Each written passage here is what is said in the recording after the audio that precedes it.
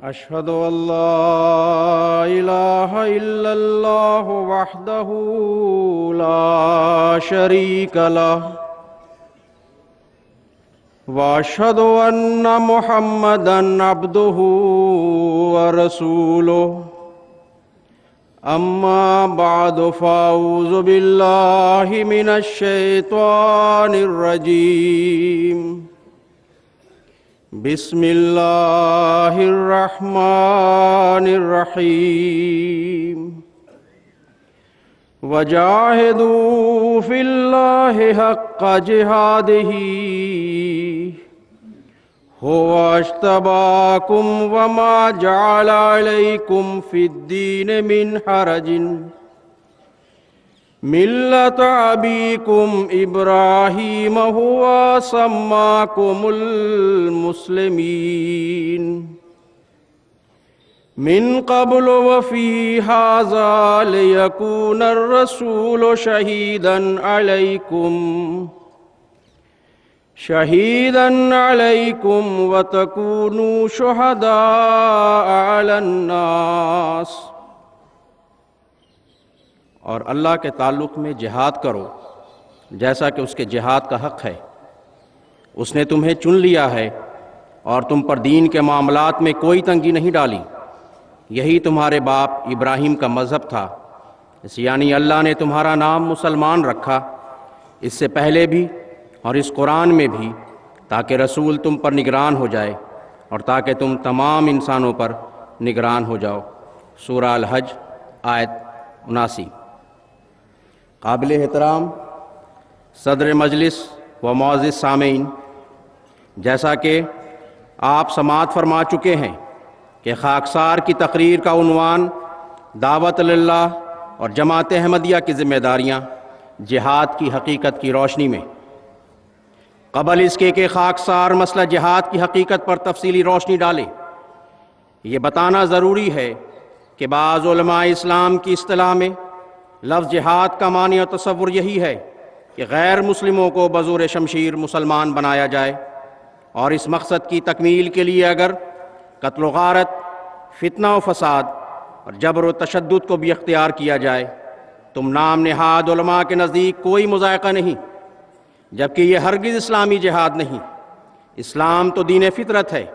جس کے معنی صلح، امن اور آشتی کے ہیں۔ اسلامی تعلیم قانون فطرت اور نیچر کے عین مطابق ہے۔ وہ نہ تو ہر جگہ نرمی کا حکم دیتا ہے اور نہ ہی سختی اختیار کرنے کی تلقین فرماتا ہے، بلکہ ہمیشہ میانہ روی اختیار کرنے کی تعلیم دیتا ہے، جیسا کہ حکم خداوندی ہے وَجَزَاءُ سَیِّئَةٍ سَیِّئَةٌ مِثْلُهَا فَمَنْ عَفَا وَأَصْلَحَ فَأَجْرُهُ عَلَى اللَّهِ۔ یعنی بدی اور جرم کی سزا اسی قدر دی جا سکتی ہے جس قدر کے زیادتی کی گئی ہے، لیکن اگر بدی کا مقابلہ نہ کر کے معاف کرنے کے نتیجے میں اصلاح ہوتی ہے تو معاف کرنا بہتر ہے، جس کا اجر اللہ تعالیٰ دیتا ہے۔ گویا ظلم و زیادتی اور ظالم کا مقابلہ نہ کرنا بھی ایک ظلم ہے۔ اس لیے امن اور آشتی کی تعلیم دینے کے باوجود حضرت رام چندر جی کو راون کے خلاف برسر پیکار ہونا پڑا۔ حضرت کشن نے کوروں کے بالمقابل پانڈووں کا ساتھ دیا اور مہابھارت کی جنگ لڑی۔ مسیحوں نے انجیل کی تعلیم کے برخلاف بے شمار صلیبِ جنگیں لڑیں، لیکن کوئی مورخ، کوئی مبصر اور کوئی بھی جریدہ نگار ان جنگوں کو دہشت گردی یا ظلم و بربریت قرار نہیں دیتا۔ پھر کیا یہ عجیب بات نہیں کہ بانی اسلام سیدنا حضرت اقدس محمد مصطفیٰ صلی اللہ علیہ وسلم نے ظلم کی انتہا ہو جانے پر جب مدافعانہ جنگیں لڑیں تو غیر مسلم مورخین، وہ مبصرین اور خصوصاً عیسائی مستشرقین نے ان جنگوں کو ظلم، تعدی اور دین اسلام کو بزور شمشیر پھیلانے کا نام دے کر اسلام اور مسلمانوں کو بدنام کرنے کی بھرپور کوشش کی، اور اب تک کرتے چلے آ رہے ہیں۔ سامعین کرام، اسلام صلح اور آشتی کا مذہب ہے۔ قرآن مجید نے مذہب کی بنیاد حجت اور برہان پر رکھی ہے اور کسی قسم کے جبر و اکراہ کو روا نہیں رکھا۔ اللہ تعالیٰ فرماتا ہے کہ لا اکراہ فی الدین قد تبین الرشد من الغی۔ اللہ تعالیٰ نے دین کے معاملات میں ہدایت و گمراہی کو واضح کر دیا ہے، جو چاہے اس پر ایمان لائے اور جو چاہے اس کا انکار کر دے، کسی پر کوئی جبر نہیں۔ چنانچہ حضرت صلی اللہ علیہ وسلم اور آپ کے صحابہ نے مکی دور میں ہر قسم کی قربانی دی، دشمنوں کے ظلم و تشدد کو برداشت کیا، صبر و تحمل سے اپنی بیش قیمتی جائیدادیں اور اموال کو چھوڑ کر وطن عزیز سے ہجرت کی، صعوبتیں برداشت کی، مگر صبر اور رضا کے دامن کو نہیں چھوڑا۔ اسی طرح آپ نے اپنے ماننے والوں کو تعلیم دی کہ صلح اور امن کے ساتھ اسلام کے پیغام کو دوسروں تک پہنچاؤ، اور کسی بھی مرحلہ پر جنگ و جدال اور زور و زبردستی کی راہ اختیار مت کرو۔ آج جماعت احمدیہ بھی اپنے پیارے آقا و مولا کے اس اسوہ حسنہ پر عمل پیرا ہے، مگر صلح اور امن کے اصولوں کو اختیار کرنے کی وجہ سے حضرت اقدس مسیح موعود علیہ السلام اور آپ کی جماعت یعنی جماعت احمدیہ پر ترک جہاد اور تنسیخ جہاد کا فتویٰ صادر کیا گیا ہے۔ سامعین کرام، حضرت بانی جماعت احمدیہ نے جہاد کی التوا کا اعلان اپنی طرف سے ہرگز نہیں فرمایا، بلکہ حضرت صلی اللہ علیہ وسلم نے پیشگوئی فرمائی تھی کہ یزر الحرب، اسی طرح فرمایا اس کے زمانے میں جنگ اپنے ہتھیار رکھ دے گی۔ ان پیشگوئیوں میں یہ اشارہ تھا کہ مسیح موعود کے زمانہ میں جہاد بالسیف کی شرائط موجود نہیں ہوگی۔ اس لیے حضرت بانی جماعت احمدیہ جو مسیح و مہدی ہونے کے مدعی بھی تھے نے حضرت صلی اللہ علیہ وسلم کی پیشگوئی کے عین مطابق قتال کی شرائط موجود نہ ہونے کی وجہ سے ان کے عارضی التوا کا اعلان کرتے ہوئے فرمایا، اب چھوڑ دو جہاد کا اے دوست و خیال، دین کے لیے حرام ہے اب جنگ اور قتال۔ فرما چکا ہے سید کونین مصطفیٰ، عیسیٰ مسیح جنگوں کا کر دے گا التوا، یہ حکم سن کے بھی جو لڑائی کو جائے گا وہ کافروں سے سخت ہزیمت اٹھائے گا۔ سامعین کرام،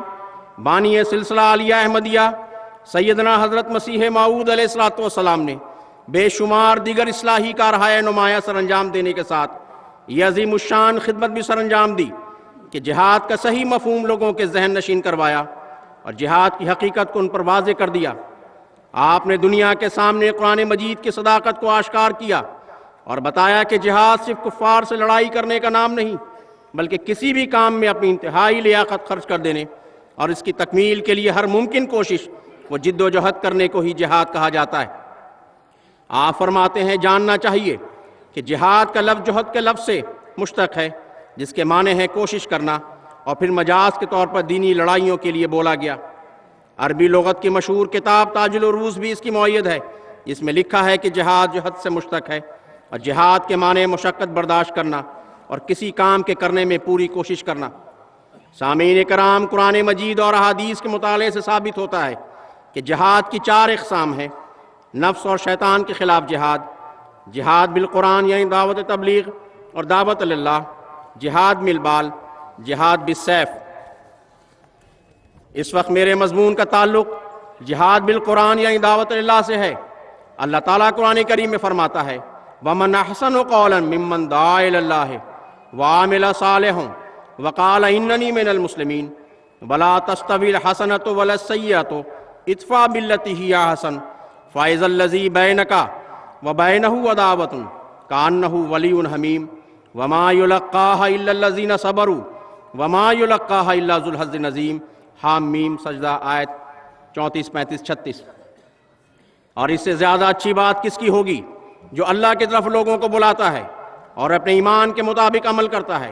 اور اس امر کا اقرار کرتا ہے کہ میں فرما برداروں میں سے ہوں۔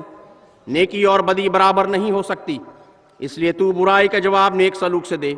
اس کا نتیجہ یہ ہوگا کہ وہ شخص جس کے دل میں تیرے لیے دعوت پائی جاتی ہو وہ تیرے حسن سلوک کو دیکھ کر ایک گرم جوش دوست بن جائے گا، مگر ہر قسم کے ظلم و زیادتی کو برداشت کرنے کے باوجود اس نوع کے حسن سلوک کی توفیق صرف انہی کو ملتی ہے جو بڑے صبر کرنے والے ہیں، اور یا پھر ان کو ملتی ہے جن کو خدا کی طرف سے نیکی کا ایک بہت بڑا حصہ ملا ہے۔ واضح رہے کہ اسلام ایک تبلیغی مذہب ہے، اور اس کے مقدس بانی کو اللہ تعالیٰ کی طرف سے یہ حکم دیا گیا ہے جو صداقت بھی اسلام کے ذریعہ آسمان سے نازل ہوئی ہے اسے اپنی ذات تک محدود نہ رکھے، بلکہ اسے تمام لوگوں تک پہنچائے اور اس کے پوشیدہ گوشوں کو دنیا کے سامنے کھول کھول کر بیان کر دے۔ چنانچہ خدا تعالیٰ قرآن شریف میں حضرت صلی اللہ علیہ وسلم کو مخاطب کر کے فرماتا ہے کہ یا ایھا الرسول بلغ ما انزل الیک من ربک وان لم تفعل فما بلغت رسالتہ،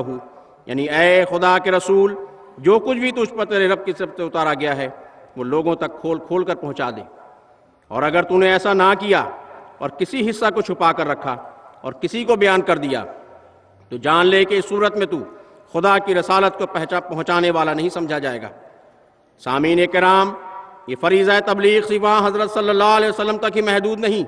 بلکہ آپ پر ایمان لانے والوں کا بھی یہی فرض قرار دیا گیا ہے کہ وہ اسلام کی صداقتوں کو دوسروں تک پہنچائے۔ چنانچہ قرآن شریف میں اللہ تعالیٰ فرماتا ہے، کنتم خیر امۃ اخرجت للناس تأمرون بالمعروف وتنہون عن المنکر، یعنی اے مسلمانوں، تم دنیا کے وہ بہترین امت ہو جو اقوام عالم کے فائدہ کے لیے پیدا کی گئی ہو۔ تمہارا فرض منصبی ہے کہ لوگوں کو نیکی کی طرف بلاؤ اور انہیں خلاف اسلام بدیوں سے روکو۔ اللہ تعالیٰ ہمیں اس سے بھی بڑھ کر یہ حکم دیتا ہے کہ مسلمانوں کا ایک حصہ ہمیشہ تبلیغ اسلام کے فریضہ کی بجاوری کے لیے وقف رہنا چاہیے۔ چنانچہ اللہ تعالیٰ فرماتا ہے وَلْتَكُن مِّنكُمْ أُمَّةٌ يَدْعُونَ إِلَى الْخَيْرِ وَيَأْمُرُونَ بِالْمَعْرُوفِ وَيَنْهَوْنَ عَنِ الْمُنكَرِ وَأُولَٰئِكَ هُمُ الْمُفْلِحُونَ۔ چاہیے کہ تم میں سے ملت کا ایک حصہ تبلیغ حق کے لیے وقف رہے، اس کا کام لوگوں کو نیکی کی طرف بلانا، بھلائی کی تلقین کرنا اور بدی سے روکنا ہو۔ یہی لوگ فی الحقیقت بامراد ہیں۔ سامعین کرام، سورہ حامیم سجدہ سے جن آیت کریمہ کی خاکسار نے ابھی تلاوت کی ہے، اس میں اللہ تعالیٰ نے ہمیں فریضہ تبلیغ کی طرف توجہ دلانے کے ساتھ یہ سنہری اصول بھی سکھایا ہے کہ تبلیغ ہمیشہ احسن طریق اور اعمال صالحہ پر قائم رہتے ہوئے حکمت و دانائی کے رنگ میں ہونی چاہیے، تا مخاطب کے دل میں ضد اور تعصب پیدا ہونے کے بجائے اس کے دل کی کھڑکیاں سچائی کے قبول کرنے کے لیے خود بخود کھلتی چلی جائیں۔ اسی قرآنی تعلیم پر عمل پیرا ہو کر حضرت صلی اللہ علیہ وسلم کے مقدس صحابہ نے اپنے محیر العقول تبلیغی کارناموں کے ذریعہ مذہبی دنیا میں انقلاب عظیم پیدا کر دیا۔ یہ ان کی ذاتی خوبی نہ تھی، بلکہ اس قوت قدسیہ کا ان پر اثر تھا جو حضور صلی اللہ علیہ وسلم ان کے دلوں میں ودیت فرمائی تھی۔ ان کی ایمانی کیفیت کا تو یہ عالم تھا کہ ادھر خدا کے مقدس رسول کی زبان پاک سے ارشاد سنتے اور ادھر لبیک کہتے ہوئے میدان عمل میں کود جاتے۔ جب حضرت صلی اللہ علیہ وسلم نے انہیں فرمایا کہ وہ دنیا میں دین کے منادی کے لیے ہی پیدا کیے گئے ہیں، تو ان کے وجودوں میں بجلی کی طرح تبلیغ اسلام کی رو پھیل گئی اور شب و روز تبلیغی کاموں میں مصروف ہو گئے۔ یہی وجہ ہے کہ جس محنت اور جاں فشانی اور استقامت اور استقلال کے ساتھ انہوں نے اس مقدس فریضہ کو سر انجام دیا، اس کی مثال ڈھونڈنے سے بھی نہیں ملتی۔ ان کی انتھک تبلیغی کاوشوں کے نتیجے میں دنیا کے تاریک ترین گوشوں میں بھی نور اسلام کی شعائیں پھیل گئیں اور ظلمت قدے منور ہو گئے۔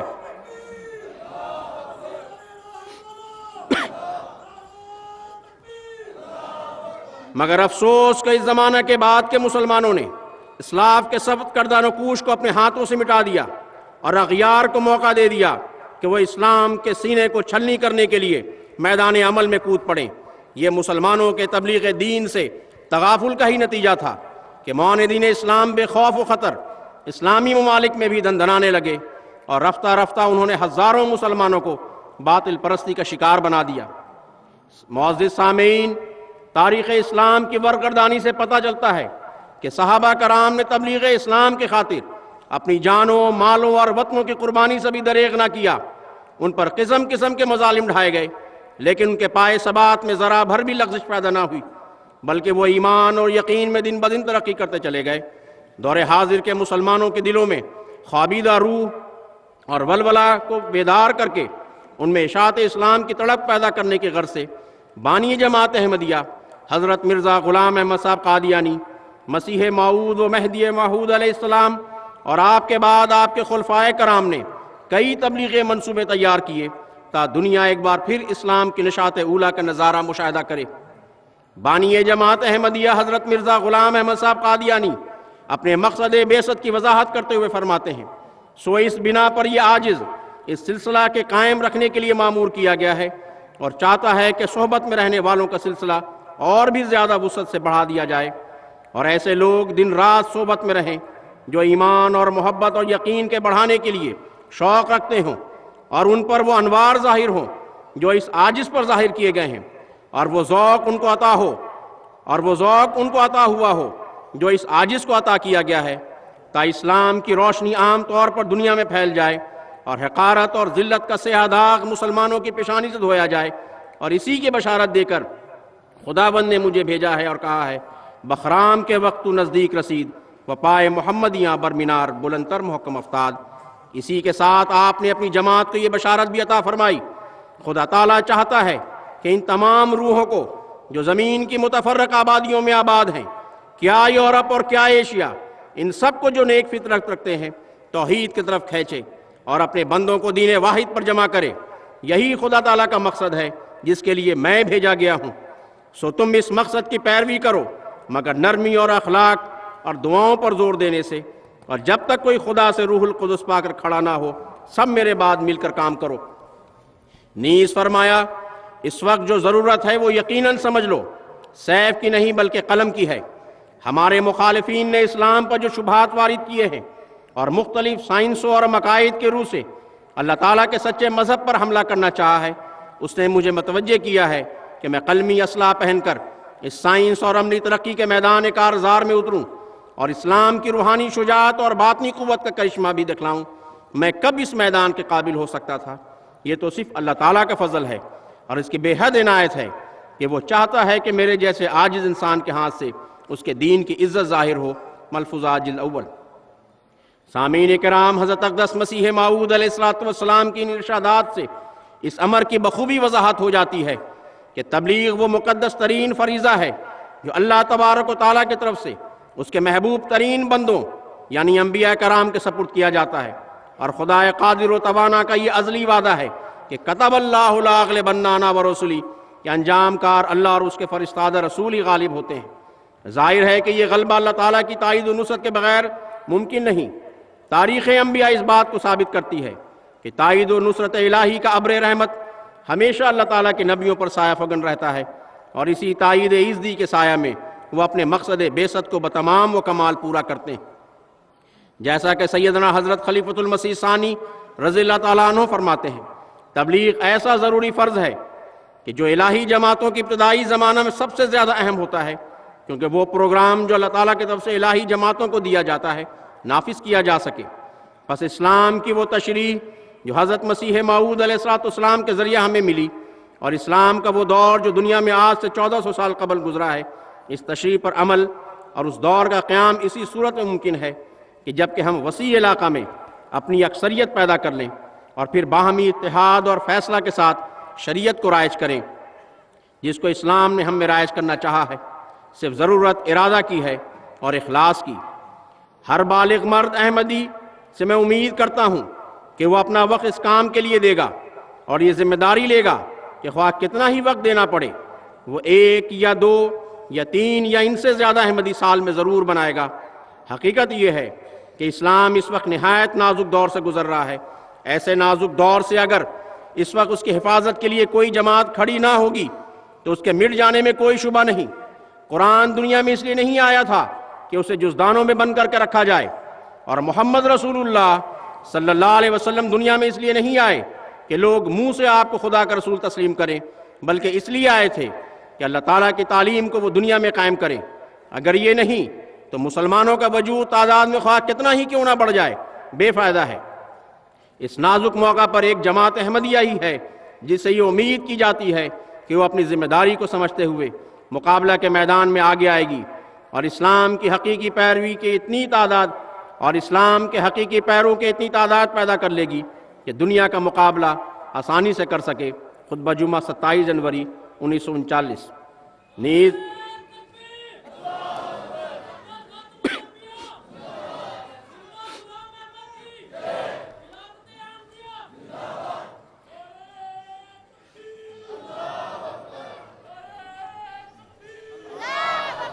نیز حضرت خلیفۃ المسیح ثانی المسلم موعود رضی اللہ تعالیٰ عنہ فرماتے ہیں،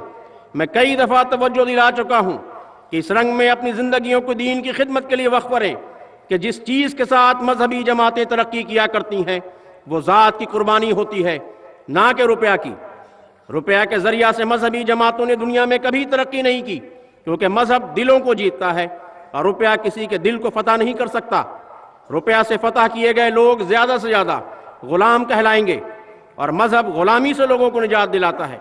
بس در حقیقت وہی لوگ دنیا میں مفید کام کر سکتے ہیں جنہیں تم نے اپنی جانیں دے کر خریدا ہو، مگر جن کو مبلغوں کے ذریعے روپیہ دے کر تم خریدو گے وہ غلام ہوں گے، اور غلاموں کے ذریعہ تم کسی کام کی توقع نہیں کر سکتے۔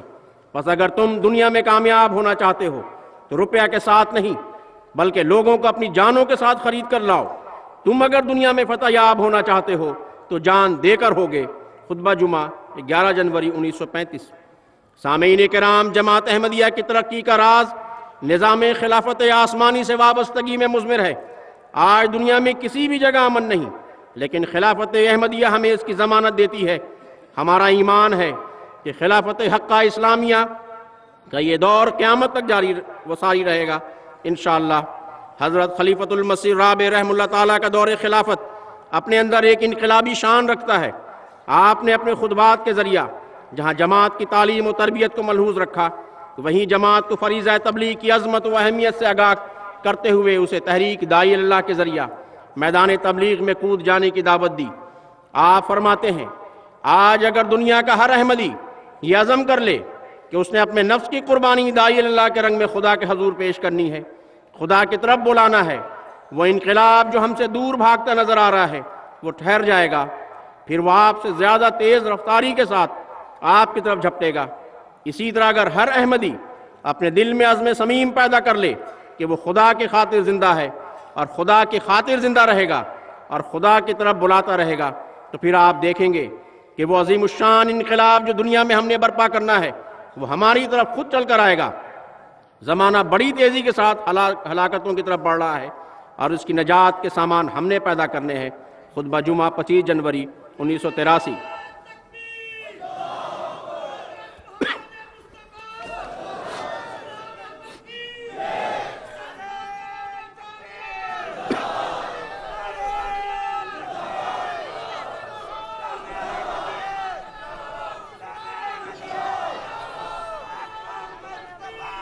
حضرت خلیفۃ المسیح رابع رحمہ اللہ تعالیٰ آگے فرماتے ہیں،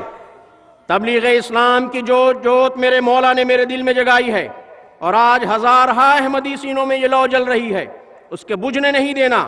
تمہیں خدا واحد و یگانہ کی قسم اس کے بجھنے نہیں دینا۔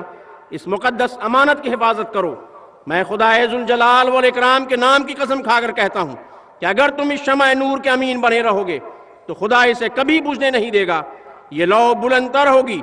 اور پھیلے گی اور سینہ بسینہ روشن ہوتی چلی جائے گی اور تمام روئے زمین کو گھیر لے گی اور تمام تاریکیوں کو اجالے میں بدل دے گی، کیونکہ یہ میرے منہ کی بات نہیں، یہ اللہ تعالیٰ کی تقدیر کا ایسا اٹل فیصلہ ہے جو کبھی تبدیل نہیں ہوا اور کبھی تبدیل نہیں ہوگا۔ احمدیت نے کبھی ناکام نہیں ہونا، کسی منزل پر ناکام نہیں ہونا، آگے سے آگے بڑھنا ہے۔ خطبہ جمعہ 12 اگست 1983۔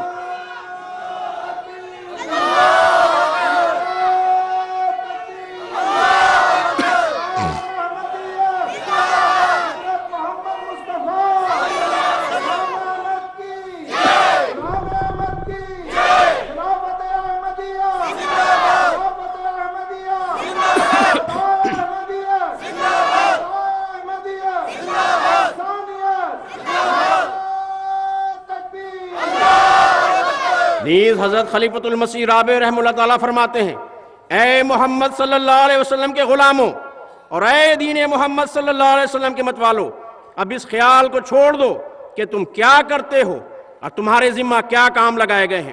تم میں سے ہر ایک مبلغ ہے اور ہر ایک خدا کے حضور جواب دہ ہوگا۔ تمہارا کوئی بھی پیشہ ہو، کوئی بھی تمہارا کام ہو، دنیا کے کسی خطہ میں تم بس رہے ہو، کسی قوم سے تمہارا تعلق ہو، تمہارا اولین فرض یہ ہے کہ دنیا کو محمد مصطفیٰ صلی اللہ علیہ وسلم کی طرف بلاؤ، ان کو اندھیروں کو نور میں بدل دو اور ان کی موت کو زندگی بخش دو۔ اللہ کرے ایسا ہی ہو۔ خطبہ جمعہ 25 فروری 1983۔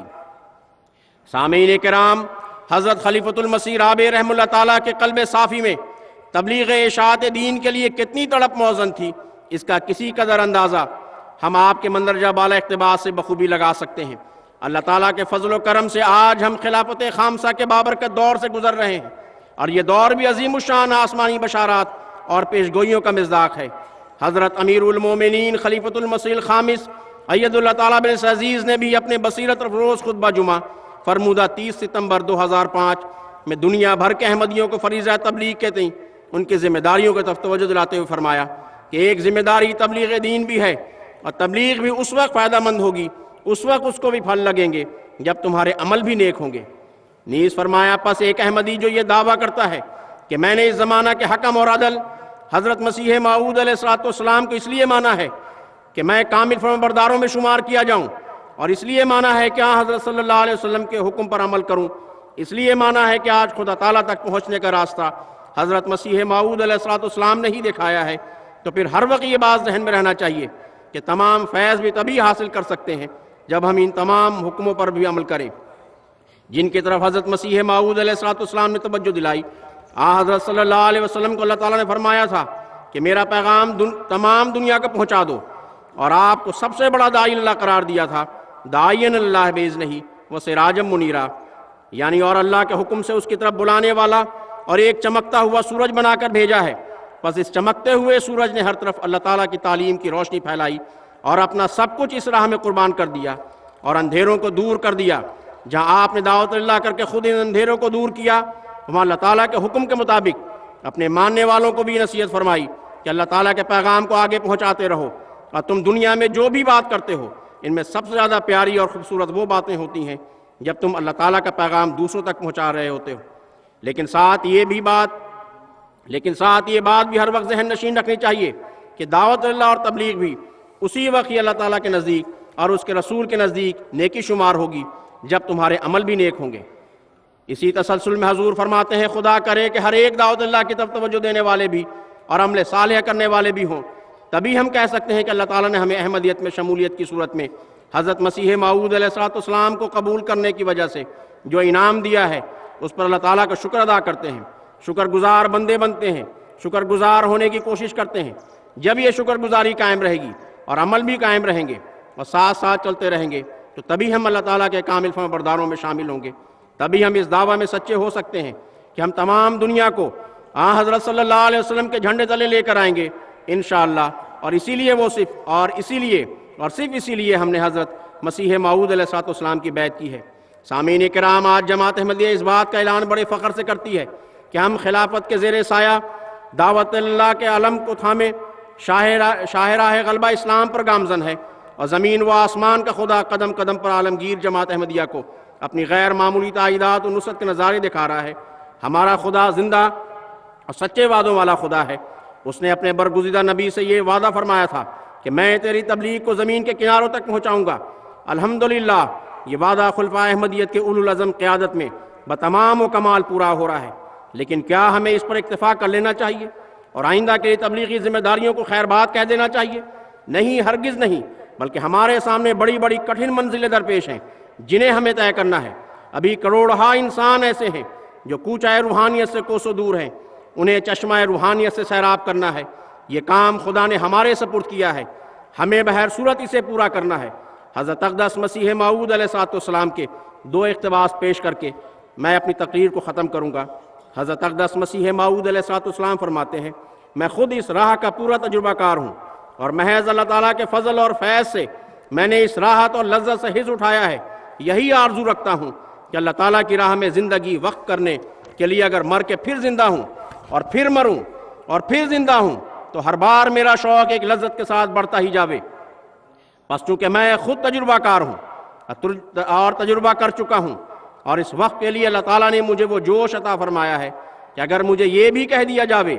کہ اس وقت میں کوئی ثواب اور فائدہ نہیں ہے بلکہ تکلیف اور دکھ ہوگا، تب بھی میں اسلام کی خدمت سے رک نہیں سکتا۔